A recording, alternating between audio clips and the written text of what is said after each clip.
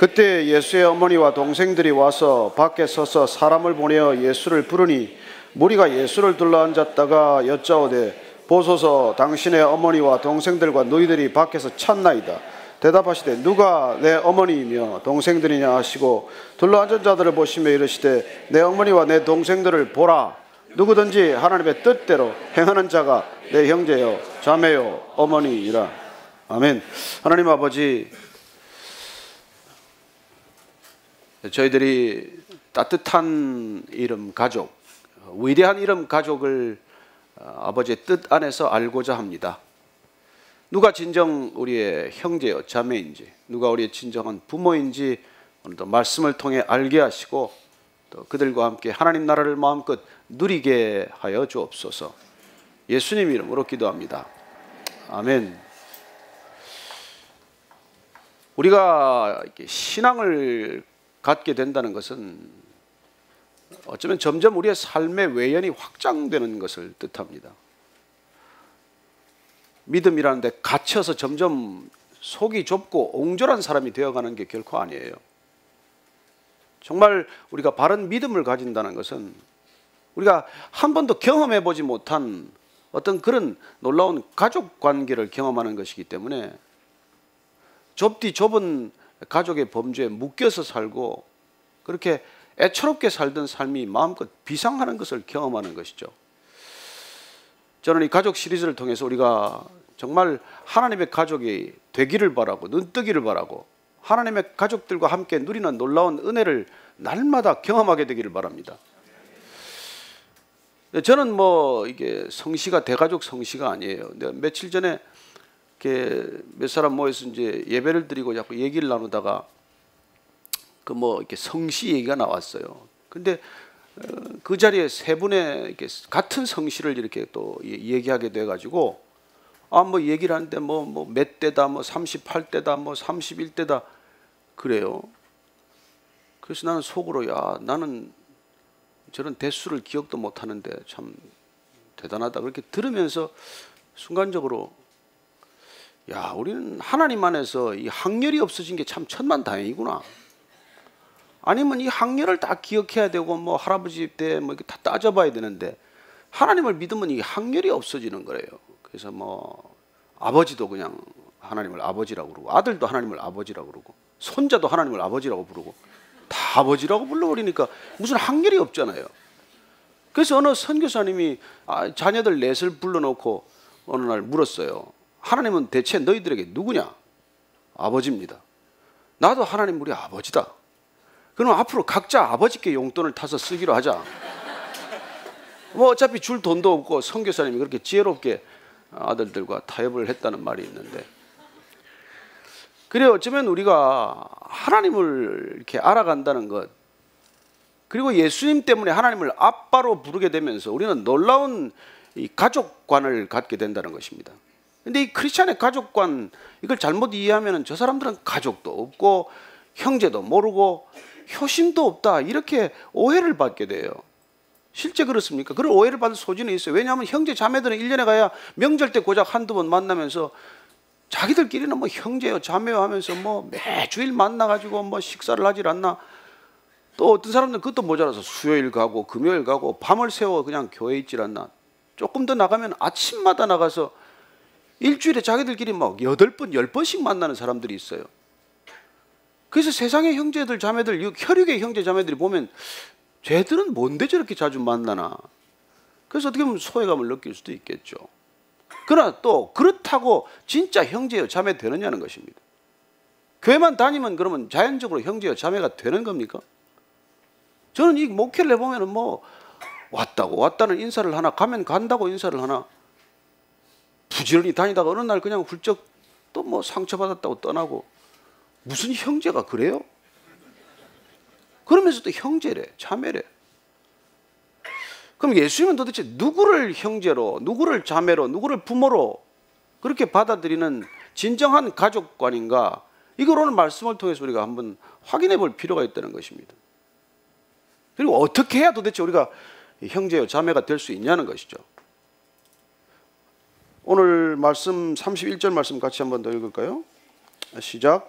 그때 예수의 어머니와 동생들이 와서 밖에 서서 사람을 보내어 예수를 부르니 예수의 어머니와 동생들이 찾아온 그때가 언제냐면 예수님께서 사역이 아주 많아졌을 때예요. 숱한 환자들이 찾아와서 물밀듯 밀려올 때입니다. 귀신이 쫓겨나가고 그냥 뭐 병이 낫고 이런 기적들이 일어난 것이죠. 근데 이런 것들을 보면서 예루살렘에 있는 종교 지도자들, 당시 유대교의 지도자들이 이 사람이 좀 미쳤다라고 이렇게 규정을 하고는 뭐 이단 심사위원회를 만들어서 심사위원단을 갈릴리로 한번 보내본 것이죠. 자, 그 사람들이 미쳤다는 얘기를 하는 거는 또 이해가 된다고 칩시다. 그런저런 얘기들이 도는 걸 들으면서 예수님의 어머니와 형제들마저도 예수님이 미쳤다 이런 생각을 할 때예요. 여러분 좀 이상하지 않습니까? 어머니 마리아는 예수님이 누군지 알잖아요. 성령으로 잉태된 예수님이 누군지를 잘 알매도 불구하고 세상 사람들이 다 미쳤다고 그러면 흔들릴 수밖에 없어요. 여러분 세상은 이해가 안 되면 미쳤다 그럽니다. 세상이란 그런 곳이에요. 그러나 누가 미쳤습니까? 세상이 미쳤습니까? 예수님이 미쳤습니까? 세상은 미쳐 사는 곳이에요. 돈에 미쳐 살아요. 돈밖에 모르는 사람들이 있습니다. 권력에 미쳐 살아요. 권력이나 권자라면 수단과 방법도 가리지 않고 거짓말 밥 먹듯이 하는 세상입니다. 섹스에 미친 사람도 많아요. 인기에 미쳐서 뭐 그것만 인기만 뜬다면 무슨 일이든지 하는 사람들이 줄을 서 있습니다. 그럼에도 불구하고 그 모든 사람들이 예수님을 미쳤다고 그래요. 예수님 잘 믿는 사람도 미쳤다고 그럽니다. 여러분 예수 잘 믿으면 미쳤다는 소리를 듣게 돼 있어요. 이해가 안 되니까 왜 저렇게 사나? 여러분들 예수 믿다가 그런 소리 한번 안 들어봤으면 여러분 예수 믿는지 안 믿는지 한번 점검해 봐야 돼요. 너 요즘 왜 그렇게 사니? 너 미쳤니? 저는 그런 얘기 한 번도 들은 적이 없습니다.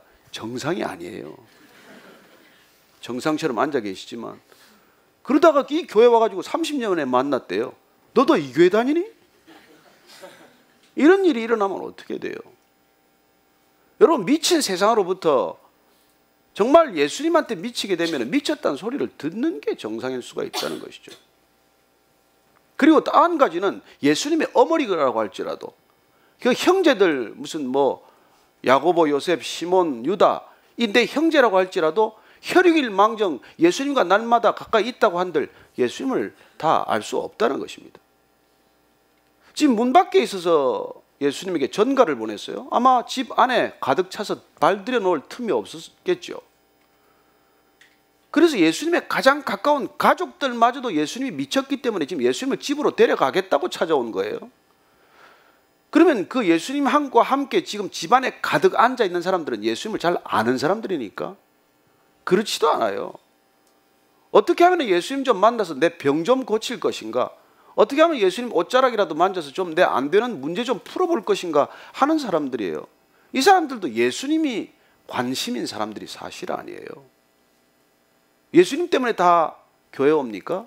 아니에요. 다 내 관심 때문에 와요. 내 병 때문에 찾아온 사람들이고 내 부족함 때문에 온 사람들이고 내 결핍감 때문에 온 사람들이에요. 그러면 집 안에 있건 집 밖에 있건 예수님을 제대로 아는 사람은 거기 단 한 사람도 없어요. 그러나 예수님을 미쳤다라고는 다 얘기하는 사람들이에요. 여러분 세상은 말이죠. 여러분들 이 누구나 이거 잘 모르는 걸 보고 이렇게 쉽게 판정하고 단정하는 걸 여러분들 이렇게 유념해야 합니다. 오늘날도 여러분 잘 모르면서 그냥 그 디지털 마녀 사냥이라는 게 횡행하지 않습니까? 마녀 사냥이란 중세 때 있었던 일이죠. 예수님에게 미쳐서 그런 마녀 사냥이 횡행했던 게 아니에요. 자기 종교 권력에 미쳐서 마녀 사냥을 저질렀던 것이지. 어쩌면 오늘날도 이런 SNS를 통해서 사람을 그냥 마녀 사냥하듯이 누군가를 몰아제끼는 것들 이거 여러분 잘 모르고 하는 일들이에요. 진실을 알고 그렇게 뇌화부동하지 않습니다. 저는 여러분들이 정말 진실을 모른다면 그냥 침묵하게 되기를 바랍니다. 이 시대에 그냥 덩달아서 진실을 모른 채 그렇게 할 일이 아니라는 것이죠. 그리고 여러분들이 아마 진정으로 예수님을 따라가면 그러면 미쳤다 소리 들을 거예요. 흔들리지 마십시오. 진리 안에 있으면 여러분 그런 소리 들어도 흔들리지 않습니다. 진리 안에 있으면 소문이 두렵지 않아요. 무슨 뒷말이 무성하지 않습니다. 어쩌면 건강한 교회란 그런 진실이 자리 잡은 교회일 것이고, 정말 진정한 교회라면 그런 뒷말이나 루머나 무슨 헛소문이나 이런 말들이 없는 거예요. 그래서 여러분들 그냥 그런 루머를 잘 전하는 사람들은 멀리 해야 합니다. 가까이 하지 마십시오. 뭐 들었다고, 주워 들었다고 이 얘기 저 얘기 갖다 옮기는 사람들 만나지도 마십시오. 인생 그렇게 길지 않습니다. 진실을 가지고 오는 것도 아니에요. 옛날에 지금 온누리교회 우리 이지연 목사님이 뉴저지 초대교회인가에서 저 하실 때 교회 자꾸 무슨 쓸데없는 얘기 때문에 자꾸 루머가 돌아가지고 그냥 머리가 아프고 골치 아픈 일이 있었다는 거예요. 그래서 그분이 이렇게 소문 실명제라는 걸 드렸대요. 악성 소문을 만든 사람을 끝까지 추적해서 붙들어서 삼자 대지를 시키는 것이죠. 저는 그게 꼭 목사가 해야 될 일인지 모르겠습니다만 어쨌건 그렇게 몇 차례 했더니 소문은 없어졌대요. 여러분, 정말 이 교회라는 곳이 말이 많아요. 예수님 때문에 생기는 그런 오해도 있고, 예수님 때문에 뜻하지 않은 그런 루머들이 생길 수 있다는 것입니다. 그러나 저도 여러분들은 그런 루머에 흔들릴 필요 없어요. 오늘 예수님께서 심지어 어머니조차도 내 아들이 미쳤다라는 소문을 그걸 받아들이기까지에 이르렀다는 것입니다. 이게 무섭다는 것이죠. 온 세상이 여러분들 누군가를 미쳤다 하더라도 여러분들 동의하지 마시기를 바랍니다. 이 세상이란 그렇게 제정신 차리고 살아가는 세상이 아니에요. 본인들이 미친 걸 모르기 때문에 남을 미쳤다고 그러는 것이고, 자기 입맛을 모른지 모르기 때문에 누구 보고 맛이 같다고 얘기하는 거예요. 말이 되나요? 예수를 부르러 왔습니다. 그게 예수님의 반응을 한번 보실까요? 32절 말씀입니다. 시작. 무리가 예수를 둘러앉았다가 여짜오되 보소서, 당신의 어머니와 동생들과 너희들이 밖에서 찾나이다. 예수님을 지금 둘러앉았던 무리들이 지금 예수님 어머니와 동생들이 또 누이들까지 와서 예수님을 찾고 있습니다. 그럼 예수님 적어도 나가봐야 하지 않습니까? 그 당시에 부모를 공경하라 이렇게 하셨으니까 당연히 부모가 오셨다면 밖에 나가서 맞아야 되죠. 그런데 예수님께서 뜻밖의 태도를 보이시고 뜻밖의 말씀을 오늘 하시는 것을 듣습니다. 자, 33절 34절 말씀입니다. 시작. 대답하시되 누가 내 어머니이며 동생들이냐 하시고 둘러앉은 자들을 보시며 이르시되 내 어머니와 내 동생들을 보라. 아니, 지금 밖에 와 계신다는데 누가 내 어머니고 누가 내 형제들이냐? 그러면 이 말을 자칫 오해하면 밖에 있는 어머니와 형제들은 내 어머니도 아니고 내 형제도 아니다, 이렇게 말씀하시는 것입니까? 아니에요. 결국 그렇게 부정하시는 게 아닙니다. 다만 밖에 내 어머니와 내 형제들이 와 있지만은 지금 그 어머니와 형제를 두고 누가 내 어머니이며 누가 내 형제인지 이 사람들 보고 진정한 형제요, 진정한 부모를 둘러보라는 것입니다. 여러분, 이 말씀이 오늘 시사하는 바는 우리의 가족에 대한 지금까지 생각 전체를 한번 뒤집어 놓는 말씀이에요. 가족을 혈연이라고만 생각하고 살아오는 우리를 향해서 가족이 진정 혈연에 묶여 있는 것이 가족인가? 너희들이 하나님을 아버지라고 적어도 부른다면 하나님 안에서 만난 사람들을 혈연에서 만난 사람들보다도 우리가 못하게 여긴단 말이냐? 그리고 진정 우리가 하나님 안에서 만날 수 있는 형제요, 자매요, 아버지에 눈을 떠야 될 때가 되지 않았느냐? 너희들은 진정 눈을 뜨라는 것입니다. 귀를 뜨라는 게 아니고. 그래서 오늘 이 주님께서 우리를 향해서 하시는 이 말씀을 우리가 깊이 한번 묵상해 볼 수 있게 되기를 바랍니다. 어떻게 하면 예수님께서 지금 보라, 그래서 우리가 눈을 떠야 되지 않겠어요? 진정 우리에게 있는 형제요, 자매는 누구이며 우리 곁에 있는 부모는 누구인지를 지금 둘러보시면서 이 가운데 있다라고 말씀하시는 것이고, 어쩌면 눈을 들어 저 멀리 밖을 바라보며 거기에도 우리의 형제요, 자매요, 부모들이 있다는 것을 말씀해 주시는 것이죠. 다만 어디에 있건 어떤 혈연이건 어떤 그런 지연이건 학연이건 그런 연을 떠나서 진정 우리가 하나님 안에서의 가족이 되려면 단 하나 어떤 조건이 필요한지를 말씀해 주십니다. 35절 말씀입니다. 시작. 누구든지 하나님의 뜻대로 행하는 자가 내 형제요 자매요 어머니이니라. 여러분, 누가 형제요? 누가 자매요? 누가 내 어머니 부모님입니까? 아버지의 뜻대로 행하는 자. 아버지의 뜻대로 행해야, 아버지의 뜻대로 살아야 내 형제요, 내 자매요, 내 부모라는 거예요. 자, 그러면 아버지의 뜻대로 살지 않는다면 우리가 한 공간에 거주한다고 해서 그게 다 형제고 자매가 될 수 있겠습니까? 오늘날 교회가 안고 있는 문제는 무엇입니까? 그냥 무슨 교회, 그게 출석한다고 등록 교인 되고 그러면 우리는 형제가 되고 자매가 된 줄로 알아요? 아니, 하나님의 뜻을 아냐고요? 하나님이 내 아버지 맞습니까? 하나님이 한 아버지라야 자녀가 되고 형제가 될 것 아닙니까? 우리 육신의 혈육들은 1년에 한두 번 만나도 확실한 형제요 자매입니다. 서로 싸워도 서로 형제요 자매예요. 왜요? 아버지가 확실하니까. 그러나 여러분들 교회를 다니면 어떻습니까? 그렇게 뭐 형제요 자매요 하다가 돌아서면 그만이에요. 왜 그렇습니까? 아버지가 분명치 않아서 그래요. 부르기만 했지 아버지가 누군지 몰라서 그래요.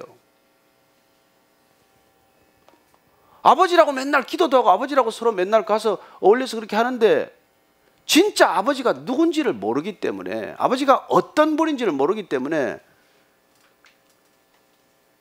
모르면서 자꾸 형제요 자매요 부르니까 부담스럽잖아요. 아니, 나 잘 모르는데. 그래서 여러분, 제일 먼저 해야 될 일이 아버지를 아는 일이고 아버지의 뜻을 아는 일이란 말이에요. 그래야 형제가 되고 자매가 될 것 아닙니까?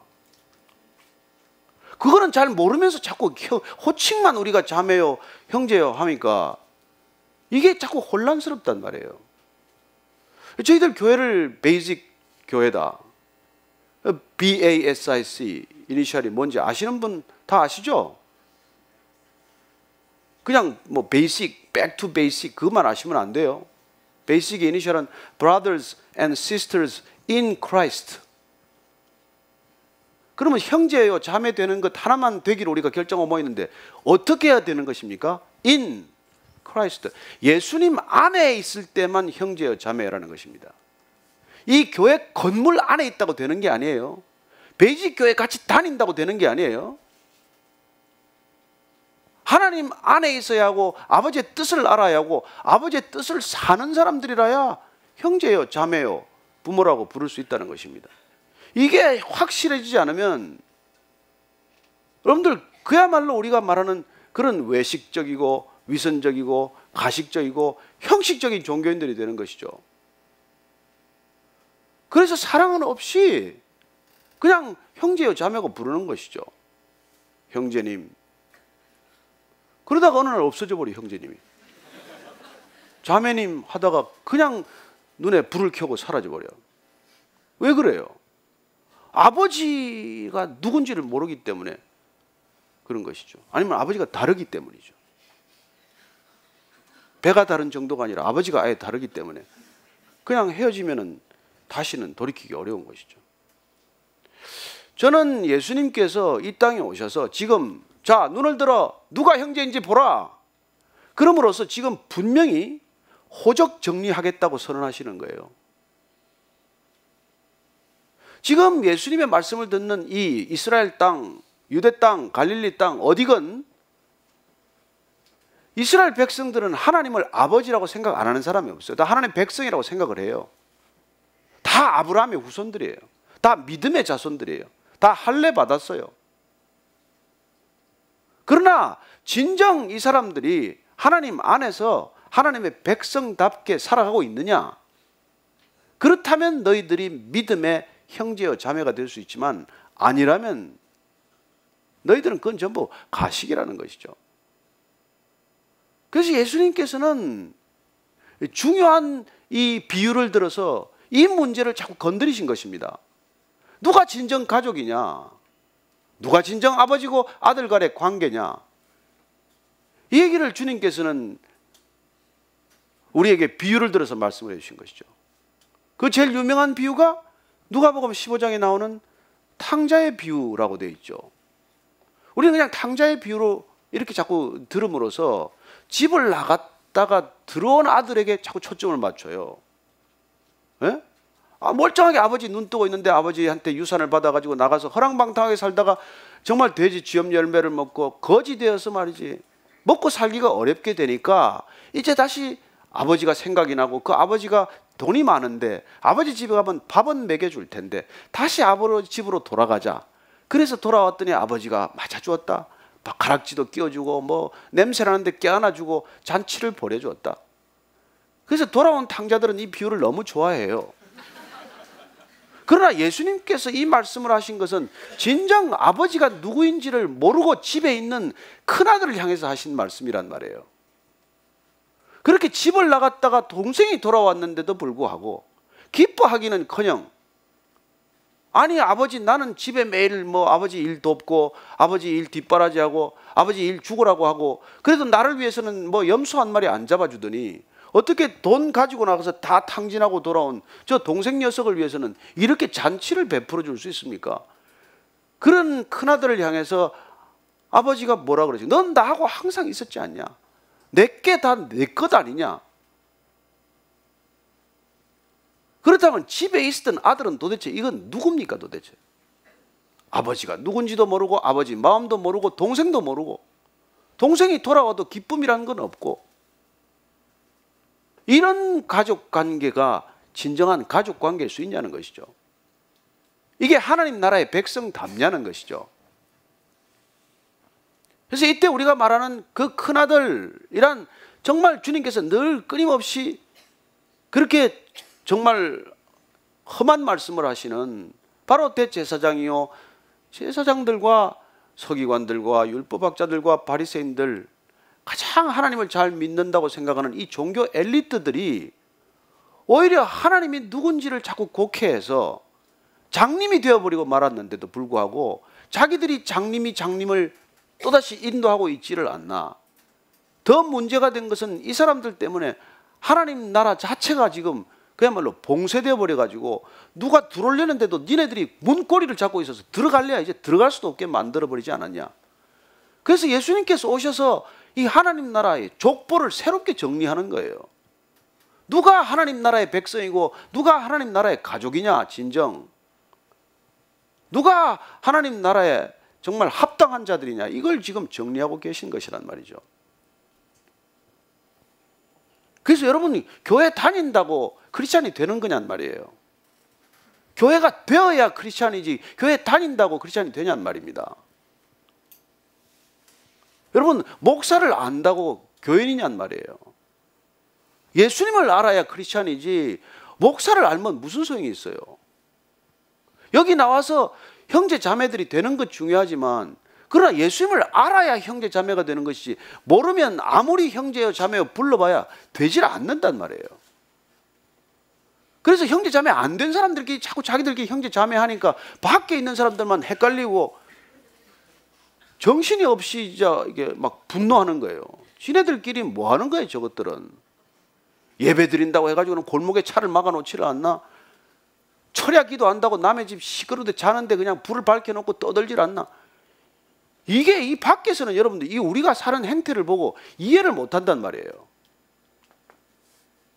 그런데 이게 밖에서 그런 생각을 하도 들어오면 금방 동화가 돼. 여러분 이게 지금 보통 심각한 문제가 아니라는 걸 지금 말씀하시는 거예요. 그래서 마태복음 21장에서 다시 예수님께서 한 번 더 이 문제를 또 말씀을 해주세요.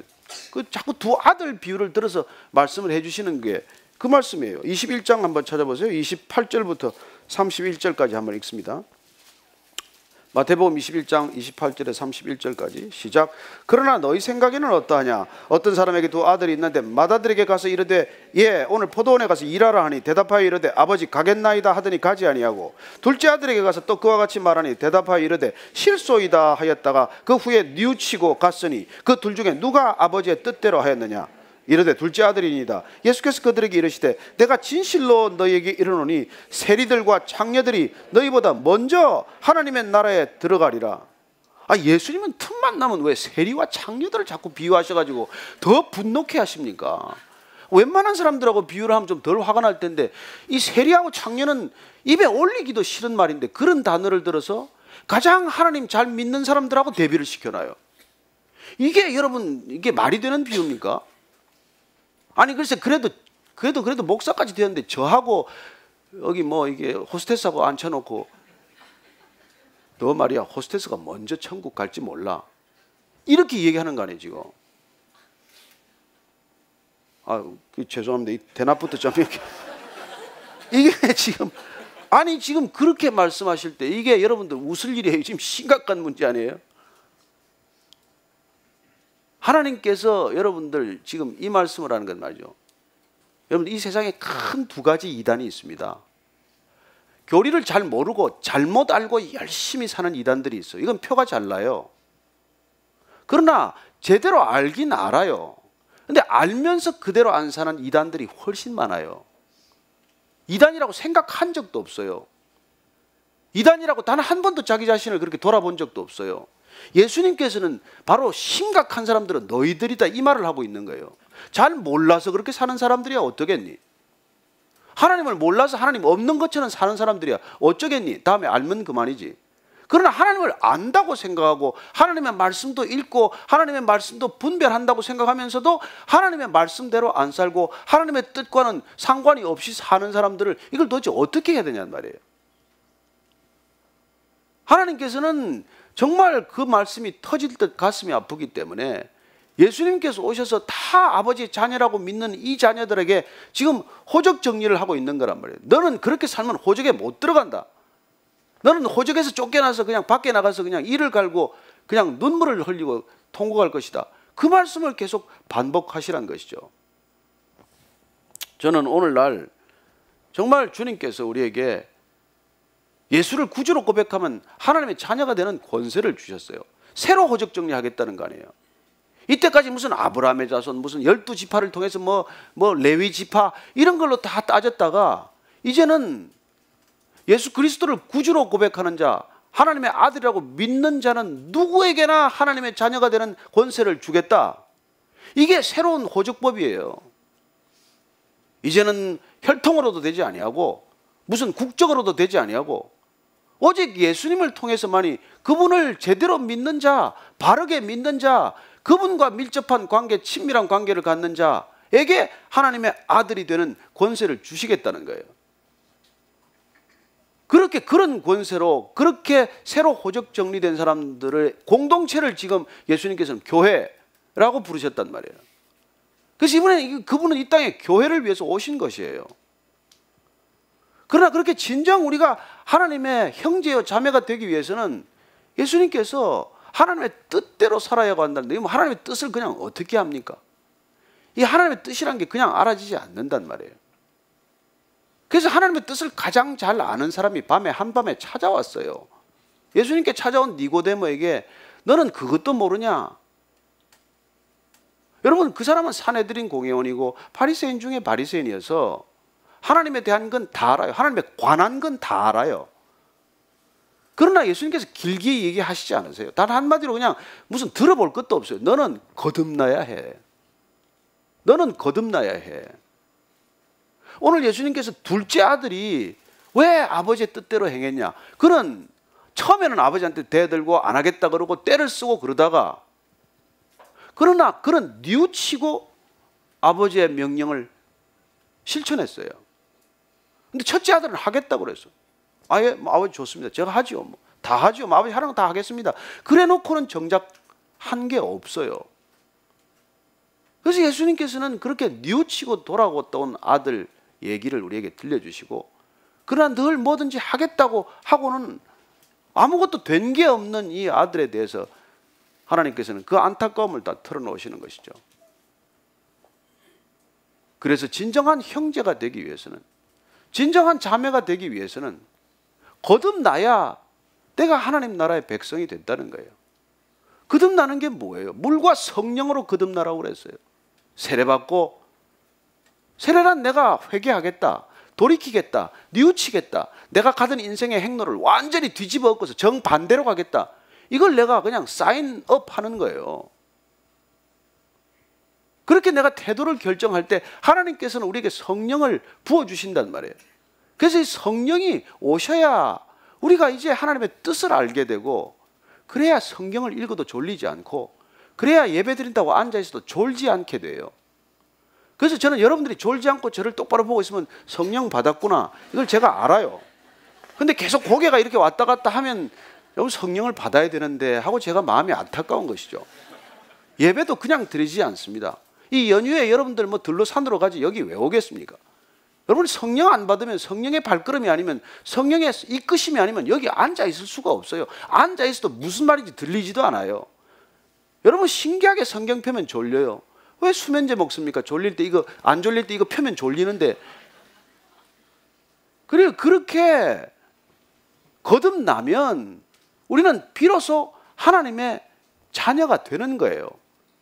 그렇게 거듭난 사람들의 공동체가 이 교회 공동체란 말이에요.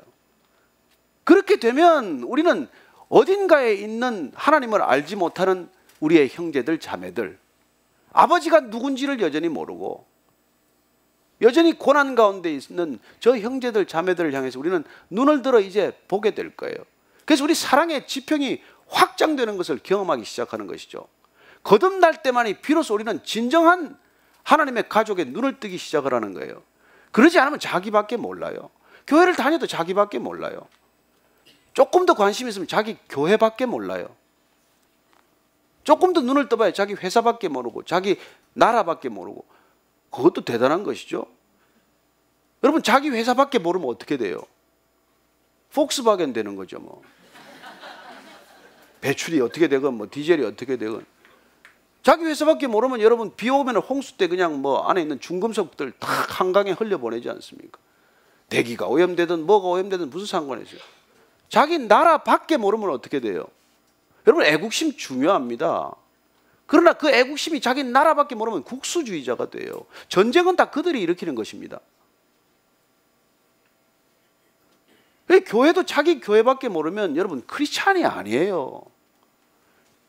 나밖에 모르는 그 자기 중심주의가 개교의 중심주의로 확장된 것뿐이에요. 이름만 달라진 것뿐이죠. 그래서 오늘날 이 시대가 뭐예요? 나밖에 모르는, 나 혼자 잘 먹고 잘 살겠다는 그런 번영심리, 번영신학에 물들어 있다는 것과 내 교회 잘 되면 그만이라는 내 개교의 중심주의에 함몰되어 있기 때문에 안 믿는 사람들은 그런 그리스도인들을 그리스도인이라고 생각할 수가 없는 것이죠. 그래서 그 간디의 고백처럼 나는 예수님은 좋은데 크리스찬들은 싫다라는 얘기가 나오는 거예요.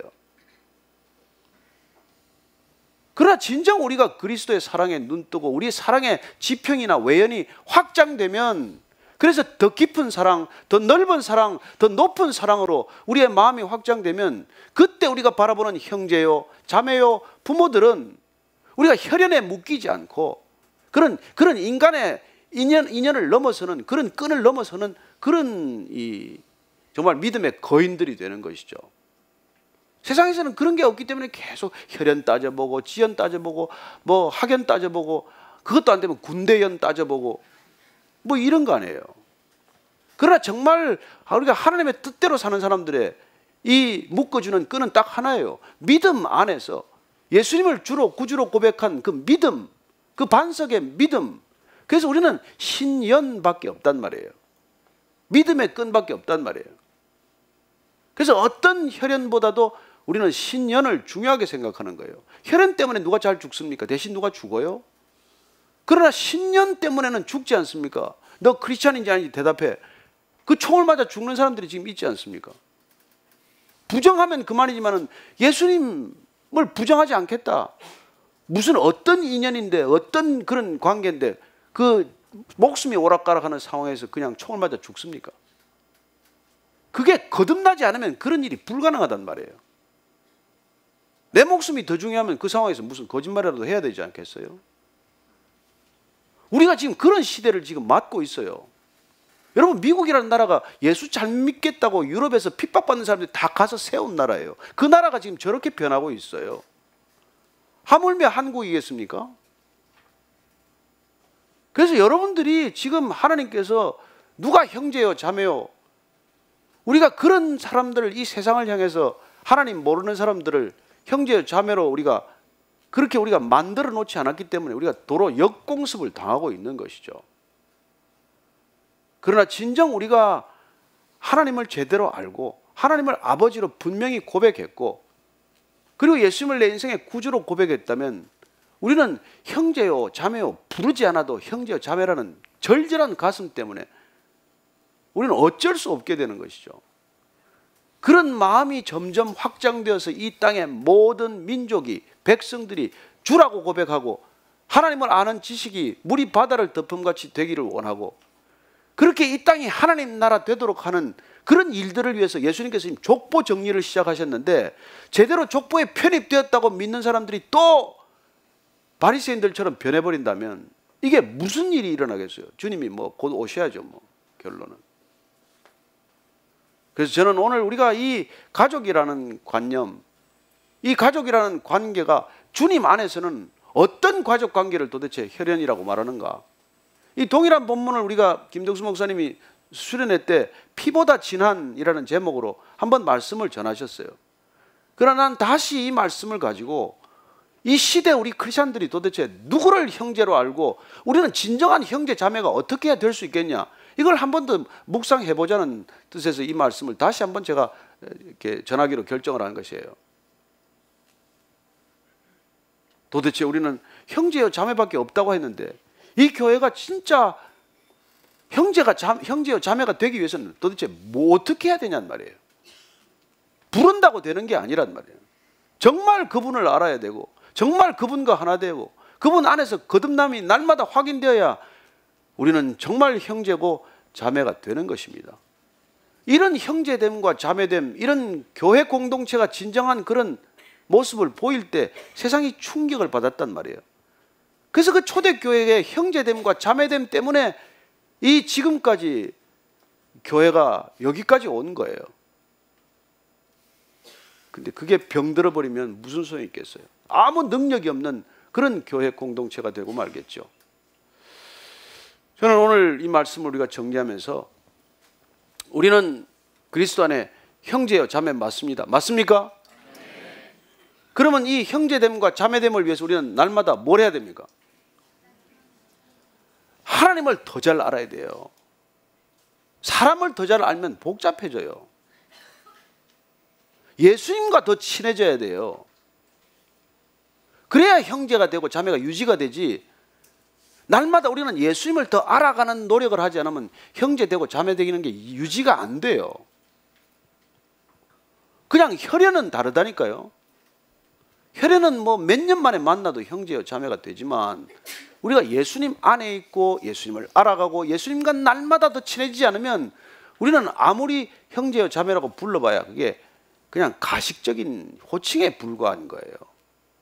그러나 정말 예수님 안에서, 예수님께서 나중에 그래서 친구가 되고 내 형제요 내 자매라고 불러주는 거예요. 그런 영광스러운 우리 호칭이 우리 안에서 감동이 되지 않으면 우리는 정말 형제요 자매 되기가 불가능해요. 그러나 진정으로 예수님과 하나 되고 진정으로 우리가 성령으로 거듭나면, 그러면 보면 알아요. 형제인지 자매인지. 형제님 아내도 알아요. 써놨어요 얼굴에. 나는 형제. 근데 그게 없으면 여러분 헛일이에요. 교회를 다녀도 헛일이고 목사를 아무리 알아도 헛일이에요.